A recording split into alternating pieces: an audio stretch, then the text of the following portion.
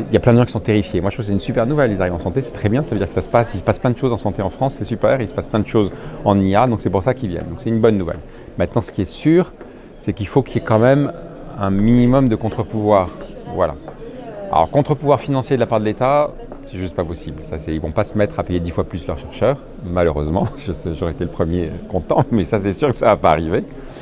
Donc, il y a un contre-pouvoir, à mon avis, qui est possible. C'est justement un contre-pouvoir sur les données. On a des super données. Il n'y a pas que la santé. Il y a des super données. On a des énormes administrations dans l'État.